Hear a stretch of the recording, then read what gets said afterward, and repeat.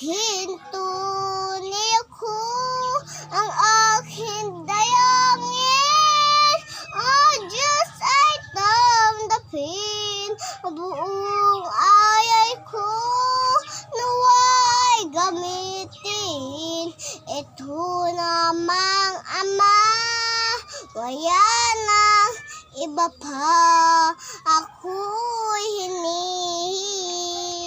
hindi ko makayain. Ako ay nabigyan pansin. Ang tao tulad ko hindi dapat mahayin.